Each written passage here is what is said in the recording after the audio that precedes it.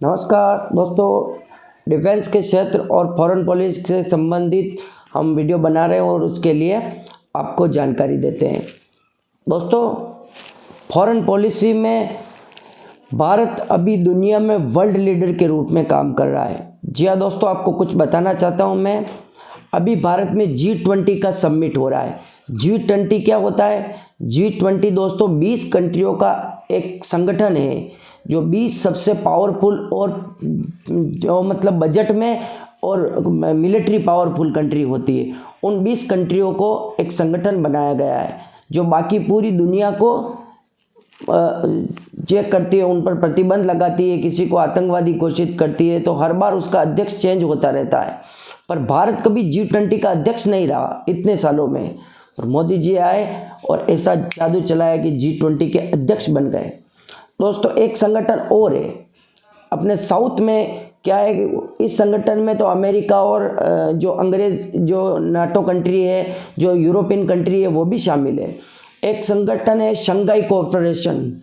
उस संगठन में चाइना, पाकिस्तान, उज्बेकिस्तान, अफगानिस्तान, जो इस साइड के अपने पड़ोसी हैं, केवल वो है दोस्तों। तो दोस्तों, पाकिस्तान की सबसे बड़ी जलन की भावना ये थी कि भारत में जो प्रधानमंत्री मोदी जी आए हैं वो मिडिल ईस्ट में जैसे सऊदी अरब और यूएई के साथ अच्छे संबंध नहीं मिले, क्योंकि पाकिस्तान वहाँ पर जाके अपने को मुस्लिम मुल्क कहता था और उनका कहता था कि माई बाप मैं आपका मुस्लिम ब्रदर हूँ और मुझे कुछ रुपए पैसे की मदद करो। तो इस प्रकार से पहले अमेरिका ने पैसे दिए पाकिस्तान को और वो देश चलता रहा, पर पाकिस्तान खुद कुछ पैदा नहीं करता। यहाँ तक कि गेहूँ पैदा करता था वो भी बंद हो गया, अब वो भी खरीदता है। तो दोस्तों, मोदी जी ने ऐसा जादू चलाया है कि सऊदी अरब के जो सलमान हैं राजा, उन्होंने हाईएस्ट अवार्ड मतलब मोदी जी को दे दिया। दूसरे नंबर पर यूएई गए तो उन्होंने भी हाईएस्ट अवार्ड मोदी जी को दे दिया। अब क्या हुआ कि सऊदी अरब ने देखा कि सबसे ज़्यादा तेल भारत खरीदता है हमसे, तो हमारा ग्राहक है, तो भारत के साथ उनको अच्छे ताल्लुक़ रखने ही है। तो मोदी जी ने कहा कि हम तुमसे तेल खरीद, पहले क्या तेल खरीदते तो भी यूँ लगता था कि वो एहसान कर रहे हैं। यूँ लोगों ने ये कहा था कि अरे यार, ये तो मिडिल ईस्ट में अब ये कह दिया है तो तेल भी देना बंद हो जाएंगे। मोदी जी ने उल्टा कर दिया, उनको ये बोला कि भाई तेल तुम दोगे और हम लेंगे, तो ये इसमें तुम्हारी गरज है, हमारी गरज नहीं है। तुम ज़्यादा ये करोगे तो हम कहीं और से तेल ले लेंगे। तो सऊदी अरब ने कहा नहीं नहीं सरकार, आप तो हमसे ही तेल ले और आप तेल नहीं लेंगे तो हमारा कैसे चलेगा। तो भारत ने बोला कि हमारे देश में आप इन्वेस्ट करो फिर। तो सऊदी अरब अब जम्मू कश्मीर में इन्वेस्ट कर रहा है, जहाँ धारा 370 हटी। दोस्तों, धारा 370 हटने के बाद पाकिस्तान का जो आतंकवादी बेचता था वो संबंध कट गया। अब क्या हुआ कि पाकिस्तान ने कहा कि इमरान खान उस समय प्रधानमंत्री था, तो पाकिस्तान ने कहा कि भारत के साथ हमारे कोई व्यापारिक रिश्ते नहीं हैं। तो पाकिस्तान ने देखा कि भारत हमारे सामने गिड़गिड़ाएगा कि हमने व्यापार बंद कर दिया, पर व्यापार बंद करा तो भारत से जो सस्ती चीज़ें पाकिस्तान को मिलती थी, वही चीज़ें भारत की घूम से सऊदी अरब से और दुबई से घूम के पाकिस्तान जाती है। और जो चीज़ भारत से 1 रुपये में पाकिस्तान को मिलती है, वही अगर 50 रुपये में मिलने लग गई तो भारत के कुछ फ़र्क नहीं पड़ा। मोदी जी ने देखा कि पाकिस्तान से जितना दूर रहो उतना अच्छा है, मतलब ये एक आतंकवादी देश है। तो मोदी जी ने क्या किया कि पूरी जगह से, हर जगह से कट को करने लगे। जैसे हमने फ्रांस से राफेल लिया तो फ्रांस को बोल दिया कि हमारे देश में आप इन्वेस्ट करोगे हम तभी राफेल लेंगे। तो फ्रांस ने बोला ठीक है हम इन्वेस्ट करेंगे, और उनको ये भी बोला अगर पाकिस्तान को हथियार देते हो तो हम राफेल नहीं खरीदेंगे। तो उन्होंने कहा पाकिस्तान को नहीं देंगे। फिर खरीदे हथियार अमेरिका से, अमेरिका को बोला पाकिस्तान को हथियार देंगे तो हम नहीं खरीदेंगे। पाकिस्तान ने बोला नहीं देंगे, अमेरिका ने बोला नहीं देंगे। रशिया को ऐसे कर दिया। अब यूरोपियन कंट्री है, उनसे भी भारत हथियार लेता है। भारत की क्षमता और भारत की ज़रूरतें बहुत ज़्यादा है, और पाकिस्तान, भारत 100 रुपये की चीज़ खरीदता है तो पाकिस्तान 10 रुपये की खरीदता है या 1 रुपये की खरीदता है। तो वो सबसे ज़्यादा जो खर्चे वाले ग्राहक हैं उनको पकड़ेंगे। पहले क्या दोस्तों, हम कुछ खरीदते भी थे तो हम ऐसे मासूम और गरीब बन के ये करते थे कि जैसे वो हम पर कोई एहसान कर रहे हैं, पर ये अब उल्टा हो गया। अब हम कोई चीज़ खरीद रहे हैं तो भी उस देश पर अपना दबाव चल रहा है, जबकि उसका नहीं चल रहा है। अब क्या हो रहा है दोस्तों, यूनाइटेड नेशन, ये तो G20 का समिट हो रहा है, उसका अध्यक्ष भारत है, और भारत में अभी 120 कंट्री अधिवेशन में आएंगे। भारत ने क्या किया कि पाकिस्तान को बाइकआउट कर दिया, पाकिस्तान को बुलाया ही नहीं, और पाकिस्तान G20 की कंट्री में है ही नहीं, वो पावरफुल कंट्री में है ही नहीं। G17 है, मतलब 70 कंट्री है, उनमें है वो, टॉप 20 कंट्री में पाकिस्तान है ही नहीं, तो बुलाया ही नहीं। अब क्या हुआ, बांग्लादेश, ये दोस्तों सब बदमाश मुल्क है, बांग्लादेश, ये श्रीलंका, नेपाल। अब क्या हुआ, बांग्लादेश ने चाइना से बोगियाँ खरीदी, भारत से नहीं खरीदी, चाइना से बोगियाँ खरीदी, चाइना से हथियार खरीदा, भारत से नहीं खरीदा। सारे चाइना ने नकली आइटम दे दिए, अब उनकी आर्मी रो रही है। ठीक, अब वो कह रहे हैं कि मुसीबत पड़ी है, अब पैसे से भी बर्बाद हो चुके हैं, अब कह रहे हैं कि भारत हमें हथियार दे। पड़ोसी देश म्यांमार है, वो भी भारत से हथियार खरीदता था, उसने कहा JF-17 फाइटर जेट 20 की संख्या में चाइना से खरीदे, वो सारे उड़ नहीं सकते, कोई न कोई प्रॉब्लम है। तो अब क्या है कि श्रीलंका है, श्रीलंका चाइना के अंदर घुसा हुआ था, और भारत के एक पोर्ट ही अडानी केवल उनको दिया था, बाकी एक जो सबसे बड़ा पोर्ट है वो चाइना ने 99 साल के लिए गिरवी रख लिया, और भारत की बात नहीं मानता था श्रीलंका, और चाइना के साथ भारत को भी दबाने लगा था। पर जैसे ही वो भिखारी होने लगा श्रीलंका, चाइना ने उसका साथ छोड़ दिया, श्रीलंका फिर गिड़गिड़ाने लगा भारत के पास, तो भारत ने 4 बिलियन डॉलर की मदद की। 4 बिलियन डॉलर मतलब आप देख लो 30,000 करोड़ के बराबर, 30,000 करोड़ की मदद की, तेल की, खाने की, गेहूं की। अब क्या करें, नहीं है तो वो दौड़ के भूखे नंगे होंगे तो भारत में दौड़ के आएंगे, तो भारत को मदद करनी पड़ी। ऐसे ही बांग्लादेश के साथ हुआ, बांग्लादेश भी चाइना के अंदर घुसा, वो थोड़ा कम घुसा पर घुसा। भारत ने कहा भाई चाइना से संबंध सोच समझ के रखना, चाइना एक बदमाश मुल्क है।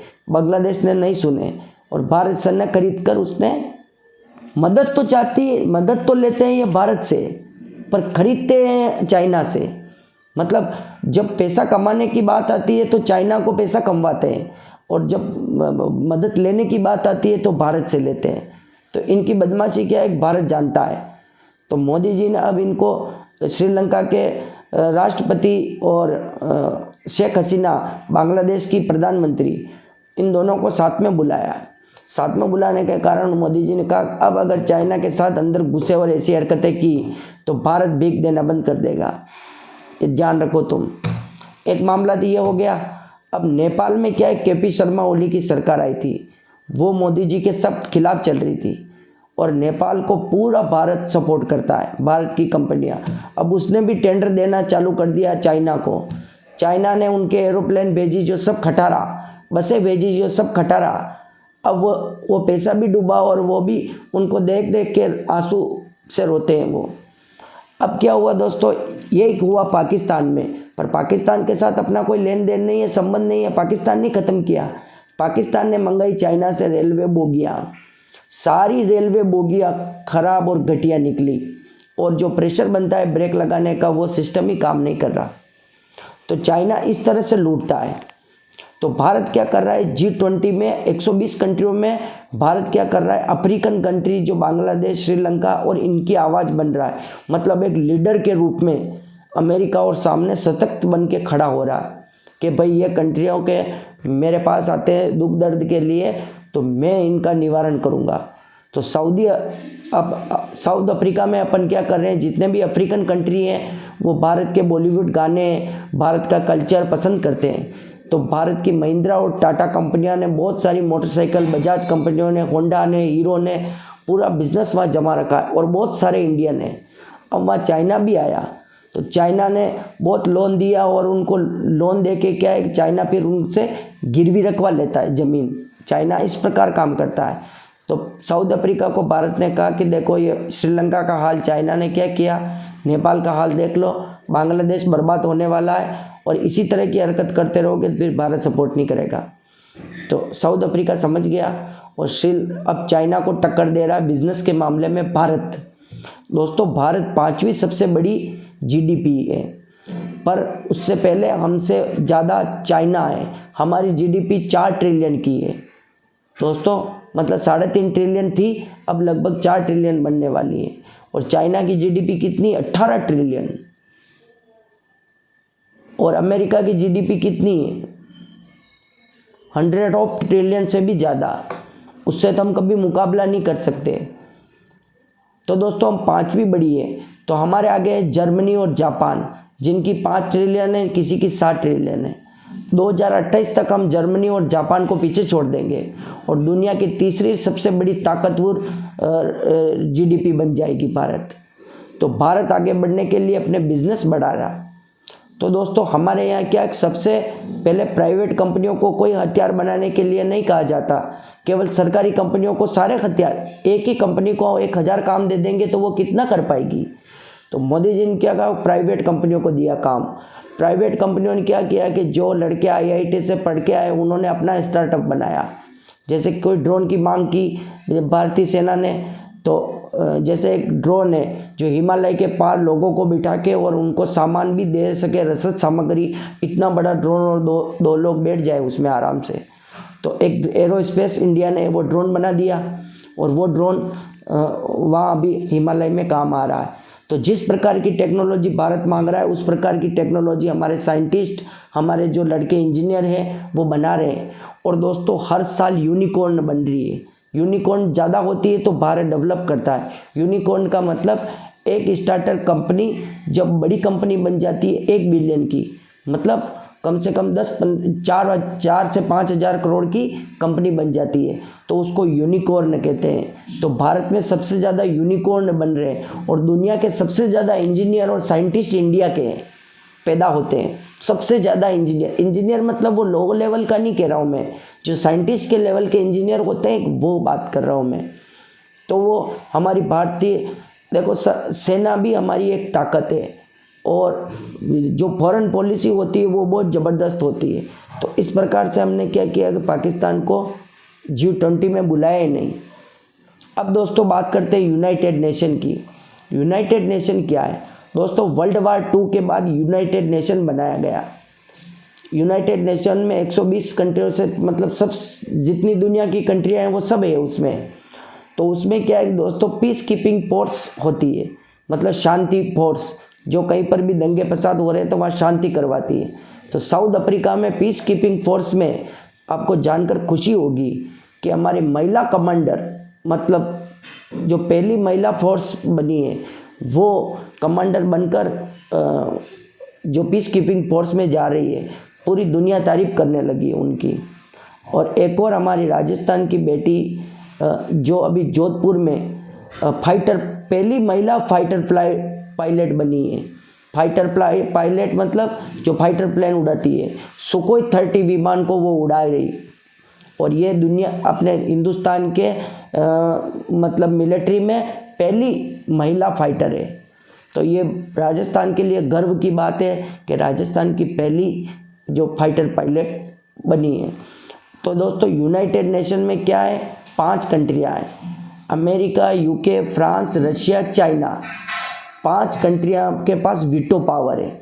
और ये 5 कंट्रियाँ क्या है, कोई प्रस्ताव आता है तो अगर ये वीटो लगा देते हैं तो ज़्यादा, अगर मतलब जैसे 5 में से 3 वोट एक की तरफ है तो वो जीत जाता है। तो ये वीटो पावर भारत को मिलने वाली थी, पर दोस्तों नेहरू जी ने क्या किया, कहा कि हिंदी चीनी भाई भाई और ये वीटो पावर चाइना को दी जाए। तो आज वही चाइना उस वीटो पावर के कारण भारत का क्या नुकसान कर रहा है। भारत जब पाकिस्तान के जो आतंकवादी भारत में बम ब्लास्ट करवाए थे 26/11 मुंबई अटैक और जो पार्लियामेंट अटैक, अक्षरधाम अटैक, उन आतंकवादियों को अंतर्राष्ट्रीय आतंकवादी घोषित करने के लिए प्रस्ताव लाती है भारत की सरकार, तो वहाँ पर चाइना वीटो कर देता है, तो वो प्रस्ताव पारित नहीं हो पाता। अब क्या हो रहा है दोस्तों, यूनाइटेड नेशन में मांग हो रही है कि और ताकतों को बढ़ाया जाए, मतलब जर्मनी, जापान और इंडिया, 3 बड़ी ताकत है। जो मिलिट्री में भी है इंडिया सबसे फर्स्ट है, और एक ब्राज़ील है, 4 कंट्रियाँ। तो इंडिया को भी यूनाइटेड नेशन में परमानेंट सीट दी जाए। तो उसमें पाकिस्तान कह रहा है कि भारत को परमानेंट सीट मत दो, ये हमारे बुरा हाल कर देगा। पर पाकिस्तान के कहने से और उसकी सुनवाई कोई नहीं करती। दोस्तों, पहले हमने पाकिस्तान को माथे पे चढ़ा रखा था, अब यह हालत कर दी कि पाकिस्तान के अभी एक पत्रकार है, वो कह रहा था कि भारत चाहता है कि पाकिस्तान के क्रिकेटर यहाँ खेलने आए, पर भारत के क्रिकेटर पाकिस्तान खेलने नहीं आते। तो पाकिस्तानी सरकार चाहती है कि भारत की क्रिकेट टीम पाकिस्तान में खेलने आए। उसका कारण है क्योंकि भारत ने कह रखा है, भारत के विदेश मंत्री ने, कि यह आतंकवादी का एपिसेंटर है, आतंकवादियों का अड्डा है मतलब। तो भारत की टीम ही अगर वहाँ चली जाएगी तो फिर वो बात खारिज हो जाएगी। इसलिए भारत ने कह रखा है ये आतंकवादियों का अड्डा है, तो भारत वहाँ जाती नहीं है टीम। तो वहाँ पर पाकिस्तान की सरकार को क्या है, वहाँ पर दंगे फसाद होते रहते हैं। तो पाकिस्तान चाहता है कि हमारा देश नॉर्मल दिखे, तो उसके लिए क्या करना पड़ेगा। तो अमेरिका ने कहा भारत की टीम को बुला लो, खिलवा लो एक बार, तो आपके देश नॉर्मल लगेगा। तो भारत ने मना कर दिया। मोदी जी ने स्ट्रेटजी बनाई कि पाकिस्तान को किसी के प्रकार से लॉक आउट करना है। अब हमारे से जो ट्रेड थी सारी ख़त्म कर दी। अब पाकिस्तान चाहता है कि भारत से ट्रेड करे, भारत ने मना कर दिया। भारत ने कहा जब तक आतंकवाद तुम ख़त्म नहीं करोगे, क्रॉस बॉर्डर टेररिज्म जब तक ख़त्म नहीं करोगे, कोई बातचीत नहीं होगी।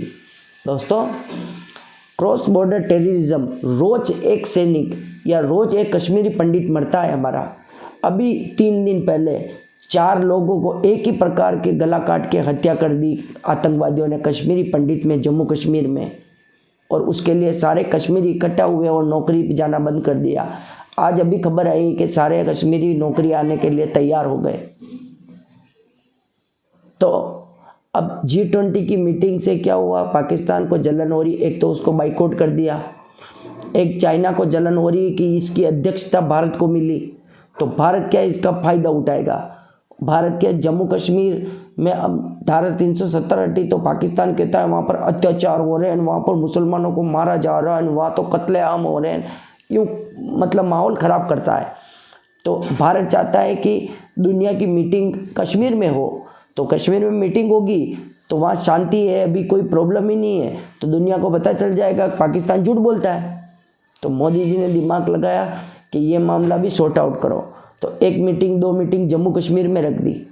अब दूसरी बात, अब क्या हो रहा है कि चाइना में कोविड के कारण कंपनियां सर्वाइव नहीं कर पा रही, और जो लाइन है, जैसे चाइना को जर्मनी को कोई सामान या पार्ट्स भेजना है तो वो लाइन डिसमिस हो गई है क्योंकि चाइना में अभी कोविड है। तो भारत ने कहा कि चाइना की लाइन हमें दे दो, आपको जो प्रोडक्ट चाहिए भारत बना कर देगा, और उसी क्वालिटी में और उससे कहीं ज़्यादा क्वालिटी में। तो भारत क्या कर रहा है कि बहुत सारी कंपनियां, रोज़ एक कंपनी भारत आ रही है। और आपको जानकर खुशी होगी, साउथ में चेन्नई में एक गांव में हेलीकॉप्टर, जो अटैक हेलीकॉप्टर होता है, लड़ाकू हेलीकॉप्टर का प्लांट बन रहा है, उनका उद्घाटन कल प्रधानमंत्री मोदी जी करेंगे। तो भारत में अब मतलब हेलीकॉप्टर हम खरीदते थे, आज हम अटैक हेलीकॉप्टर बना रहे हैं, बहुत बड़ी बात है। हम एयरक्राफ्ट खरीदते थे, आज हम एयरक्राफ्ट बना रहे हैं। हम मिसाइल खरीदते थे, आज हम सारी मिसाइलें बना रहे हैं। कोई भी चीज़ हमारे को खरीदने नहीं पड़ रही। दोस्तों, एक काम हम और भी कर रहे हैं, डॉलर के मुकाबले हमारे पैसा जैसे 70-72 रुपये $1 के मुकाबले है। तो मोदी जी ने क्या दिमाग लगाया, मोदी जी ने कहा कि UAE, जैसे UAE मतलब सऊदी अरब अमीरात मतलब दुबई, तो दुबई के राजा को कहा कि आपको हमारे साथ ट्रेड करनी है तो हम डॉलर में नहीं करेंगे। दोस्तों, होता क्या है कि डॉलर में ट्रेड करने से अमेरिका को जितना पैसा आएगा जाएगा, अपन निकालेंगे ATM से या बैंक से, तो वो जो ब्याज होगा वो अमेरिका को जाता है, तो उससे फ़ायदा अमेरिका को है, इसलिए वो इतनी सुपर पावर है। तो भारत ने कहा कि आपकी करेंसी में आप व्यापार करें, हमारी करेंसी में हम व्यापार करें। तो अब क्या हो गया, रशिया को भी ये बोल दिया। तो हम रशिया से तो बहुत सारा तेल खरीदते हैं, पर रशिया हमारे से कुछ नहीं खरीदता, मतलब कुछ चाइना से खरीदता है। तो भारत ने क्या करी, रशिया को भारत की करेंसी दे दी सारी, तो वो करेंसी कहाँ चलेगी, भारत में ही चलेगी। तो रशिया को जग मार के भारत से कुछ न कुछ खरीदना पड़ेगा, जितना भी आइटम है वो। तो भारत की जो कंपनियां हैं वो चलने लगेगी। अब सऊदी अरब अमीरात को भी ऐसे ही किया, हम उससे खरीदते तेल, और वो खरीदता है कम आइटम, तो उसको हमने दे दिया पैसा, तो वह कहाँ खर्च करेगा, भारत में ही खर्च करेगा। दिमाग देखो। फिर उन्होंने किया सऊदी अरब के साथ, तो सऊदी अरब के साथ भी ऐसे ही कर दिया। अब पाकिस्तान चिल्ला रहा है कि मोदी तो जो मुस्लिम ममालिक कंट्री है, जो मिडिल ईस्ट की कंट्री है, उनके करीब हो गया और पाकिस्तान को फेंक दिया। मोदी जी ने दिमाग लगाया और मिडिल ईस्ट की कंट्री को कहा, क्या आतंकवादी देश के मुंह लगते रहते हो, तुम्हारी इमेज खराब होगी, हटाओ इस बीमारी को। तो अब पाकिस्तान मांगने जाता है भीख, तो वो कहते हैं अरे यार कल आना, नहीं दे सकते, टरका रहे पाकिस्तान को। तो कुत्ते जैसी हालती कर दी। दोस्तों ये दिमाग से आप सोच भी नहीं सकते, एक मिसाइल चलाए बिना पाकिस्तान को पूरी दुनिया से अलग थलग कर दिया है मोदी जी ने। ये ब्रिलियंट मोदी जी और डॉक्टर जयशंकर ने, भारत के विदेश मंत्री ने ऐसा जादू चलाया। एक तो हथियार खरीदने में कह दिया, एक जो कंपनियां भारत में इन्वेस्ट कर रही है उनको कह दिया पाकिस्तान में अगर कुछ भेज रहे हो तो बीमारी ख़त्म करो और यही करो। तो अगर मारुति सुजुकी भारत में इतना बड़ा व्यापार है और 4 मोटरसाइकिल अगर 4 कारें पाकिस्तान खरीद रहा है तो वो बेवकूफ़ थोड़ी है। तो मोदी जी ने सबके ऊपर टेंट लगा दिया और पाकिस्तान को कर दिया अलग। अब पाकिस्तान इतनी गिड़गिड़ा रहा है जैसे हमारे वो शाह साहब है क्रिकेट टीम के अध्यक्ष, उनको कुछ कहते हैं, तो पाकिस्तान में जो खेलते हैं उसका पैसा भी भारत से जाता है। तो वो टीम का सजेशन किया तो वो नजम सेठी पाकिस्तान के क्रिकेट के अध्यक्ष हैं, तो उन्होंने बोला कि अरे यार शाह साहब हमें कुछ तो बताओ। तो शाह साहब ने मतलब टरका दिया, उसको जवाब तक देना पसंद नहीं किया। तो पाकिस्तानी कह रहे हैं कि हमारी तो इतनी इमेज ख़राब कर दी कि पाकिस्तान को भारत जवाब देना भी मुनासिब नहीं समझता। दोस्तों ऐसी हालत हो गई है उस पाकिस्तान की, और चाइना की ऐसी अलग थलग कर दिया है। चाइना को भी ऐसे ही कर रहा है भारत धीरे धीरे। भारत क्या कर रहा है, फिलीपींस से बॉर्डर चाइना का ख़राब है, जापान से बॉर्डर ख़राब है, सऊदी अफ्रीका से ख़राब है और वियतनाम से ख़राब है, और भारत का चाइना बॉर्डर। तो ये सारे को इकट्ठा कर लिया, और ताइवान भी है। तो सारे इकट्ठा होकर क्या कर रहे हैं, अब फिलीपींस कह रहा है ब्रह्मोस लाओ, तो ब्रह्मोस मिसाइल भारत से खरीद ली। तो भारत देखो दोस्तों, हम अनाज बेचते हैं ना, अमेरिका पावरफुल क्यों है, हम कितने हजारों क्विंटल अनाज बेचते हैं तब जाके थोड़े से पैसे आते हैं। और अगर 1000 क्विंटल इधर गेहूं है और एक मिसाइल हम बेचते हैं वो बराबर पैसा आता है। इसलिए अमेरिका पावरफुल कंट्री है। तो भारत ने भी कहा कि हम हथियार बेचेंगे, बहुत ज़्यादा प्रॉफिट है मतलब हथियारों में, और पूरी दुनिया हथियार जैसे खरीदती है तो हमारे सामने आंख भी नहीं उठा पाती, क्योंकि अगर उनको मेंटेनेंस करवाना है, उस चीज़ का पार्ट चाहिए तो वो तो हम ही देंगे।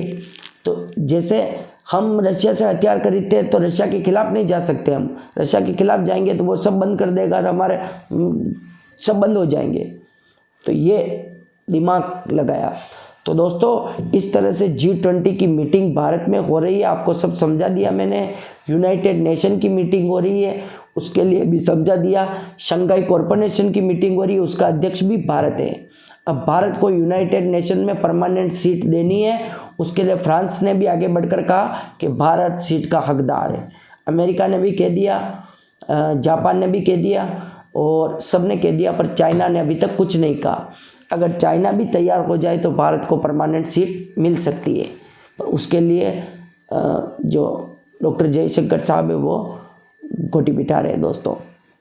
तो इस प्रकार से G20 की मीटिंगें हो रही हैं, और जो चाइना का क्या कर रहा है, मैंने आपको कल रिपोर्ट में बताया था कि अफ़गानिस्तान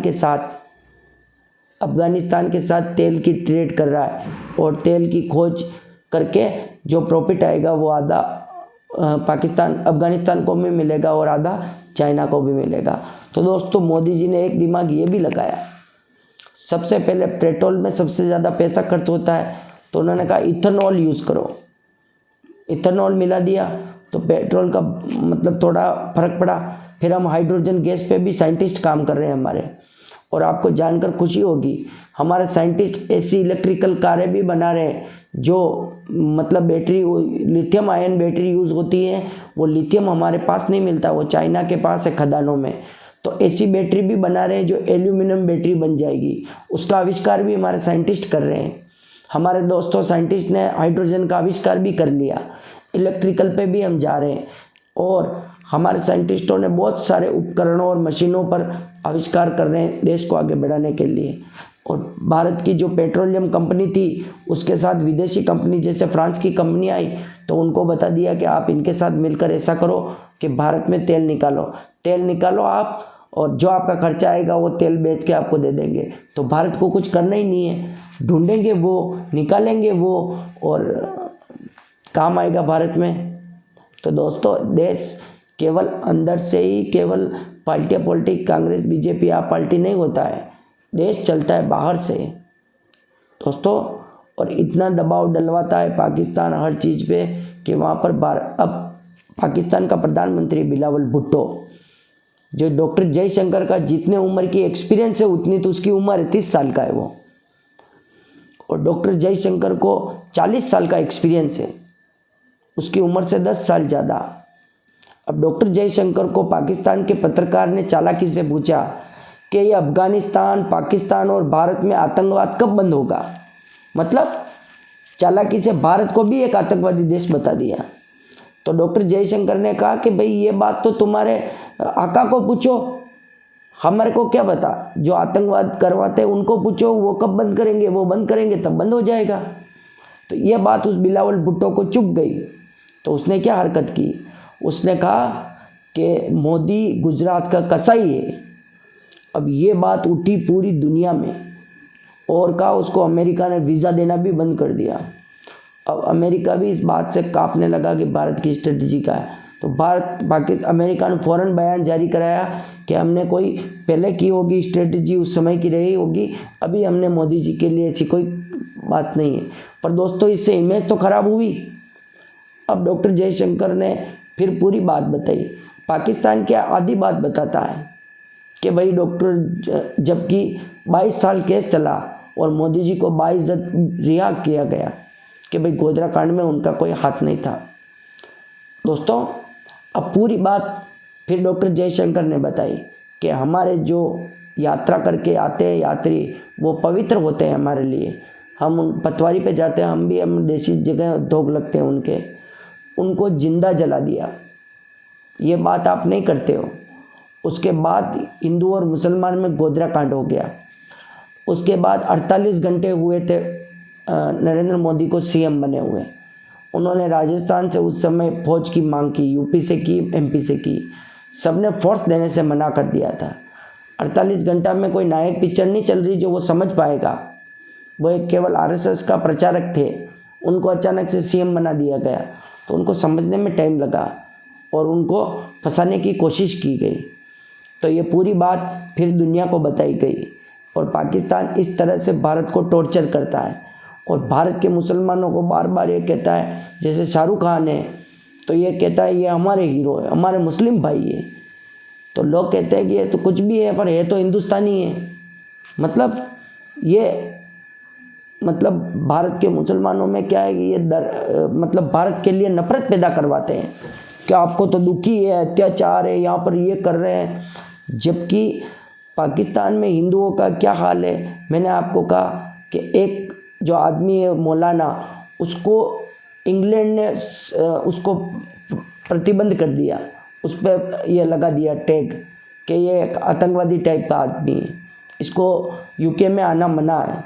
वो क्या करता है, उसका कुछ गैंग का नाम मियाँ मिट्टू है। वो हिंदू लड़कियों को उठवाता है और जो 70 से ज़्यादा बूढ़े अमीर लोग होते हैं उनके साथ शादी करवाता है और धर्म परिवर्तन करवाता है। तो ऐसा काम तो भारत में नहीं हो रहा है। भारत के खुद में मुस्लिम लोग लवजीवात करके लोग हिंदुओं का धर्म चेंज करवा देते थे। अभी वो मिशनरी आए हैं, वो पैसे का लालच देके हिंदुओं को धर्म परिवर्तन करवा देते हैं। ये भारत में करवा देते हैं। हिंदू तो बहुत मतलब गाय और शांत प्रिय धर्म है, कभी किसी को नुकसान नहीं पहुंचाता। हिंदू धर्म में ऐसा कभी नहीं है कि आपको धर्म परिवर्तन कराए। हमारे यहाँ धर्म परिवर्तन का कोई नियम ही नहीं है। पर दोस्तों, इससे फ़ायदा ये हुआ कि पहले क्या हुआ कि ये यूरोपियन कंट्री और यूक्रेन और रशिया में युद्ध हो रहा है, तो भारत ने क्या किया कि ना रशिया की तरफ ना यूक्रेन की तरफ रहा, अपसेंट कर दिया। तो अब जो यूरोपियन कंट्री में 30 कंट्री आती, मैं यूरोपियन कंट्री जब कहता हूँ तब आप समझ लेना कि 30 कंट्री यूरोपियन अंग्रेज़ों की, जैसे Scotland, England, Germany, Japan, Ireland, Finland, जितने भी ये 30 कंट्री हैं ये यूरोपियन कंट्री कहलाती है, नाटो कंट्री कहलाती है। तो दोस्तों नाटो कंट्री और अमेरिका ने भारत के ऊपर दबाव डाला कि भारत ऐसा नहीं कर सकता, भारत रशिया की तरफ नहीं जा सकता, रशिया से तेल क्यों खरीद रहा है भारत। और यूक्रेन ने तो यहाँ तक कह दिया कि भारत यूक्रेन के लोगों की खून का तेल ले रहा है, मतलब इतना, मतलब भारत को बदनाम करने की कोशिश की। तो दोस्तों भारत की समस्या अंदर ही नहीं बाहर बहुत है। तो फिर डॉक्टर जयशंकर ने कहा हम तो तेल खरीदेंगे, हमारी आपके काम के लिए हमारी जनता को हम 200 रुपये लीटर में कैसे तेल दिलवा दें। अगर हमारे को सस्ता तेल मिल रहा है तो हमारी जनता को हम सस्ता तेल क्यों नहीं देंगे। तो यूक्रेन चाहता है कि रशिया से तेल नहीं खरीदे और अमेरिका से महंगा तेल खरीदे, क्यों भाई। तो हमारे विदेश मंत्री ने कहा कि अच्छा ठीक है आपका सपोर्ट करें, पर जब आतंकवाद करता है पाकिस्तान, भारत में आके बम ब्लास्ट किए, तब आपने कभी भी पाकिस्तान के खिलाफ बोला क्या, कभी आपने सपोर्ट किया क्या। तो सब चुप हो गए। तो डॉक्टर जयशंकर दोस्तों उनकी पॉलिसी छाई हुई है दुनिया में, लोग उन पर किताबें लिख रहे हैं। डॉक्टर एस जयशंकर की फॉरेन पॉलिसी पे उन पे किताबें लिख रहे हैं दोस्तों, उन पर रिसर्च हो रही है। मोदी जी ऐसे ब्रिलियंट आदमी को कहाँ से उठा के लाए पता नहीं, पर मतलब पाकिस्तान में जो विदेश मंत्री होता है वो तो प्रधानमंत्री बनने के सपने देखता है, पर ये जितने भी आदमी हैं यूँ अपने काम पे फोकस करते हैं। और दोस्तों वो मतलब तैयार भी एरोप्लेन में होते हैं और नींद भी एरोप्लेन में निकालते हैं। जब दूसरे देश का विदेश मंत्री एक दिन 7 दिन में एक कंट्री घूमता है तो ये 7 दिन में स्वतंत्र कंट्री घूम जाते हैं, मतलब इतने स्पीड वाले हैं। और मतलब उनको एक बार पूछा कि आप इतना जल्दी में क्यों रहते हैं, तो उन्होंने कहा मेरे देश के लिए अभी बहुत सारी ज़रूरतें पूरी करनी है मेरे देशवासियों के लिए, तो वो ज़रूरतें मुझे सोने नहीं देती और मेरे देश के लिए मैं ये करूँगा। तो इस प्रकार के देशभक्त भी लोग बाग हैं। तो दोस्तों ये वीडियो बहुत लंबा हो जाता है, धीरे धीरे इसको छोटा करने की कोशिश करेंगे। पर आपको वीडियो कैसा लगा, फॉरेन पॉलिसी के मामले में आपको अच्छा लगा हो तो कमेंट बॉक्स में ज़रूर अपनी राय दें। और आप जिस टॉपिक पे चाहते हैं कि हम इस टॉपिक पे विदेश नीति के मामले में या डिफेंस के रक्षा के मामले में उस पर बात करें, तो आप अपनी राय कमेंट बॉक्स में दे सकते हैं, हम ज़रूर उस पर वीडियो बनाएंगे। जय हिंद। और ये लास्ट हमेशा कहता हूँ, कभी भी देश के पक्ष में बयान न दे सको तो देश के खिलाफ भी बयान मत देना। जय हिंद, जय भारत।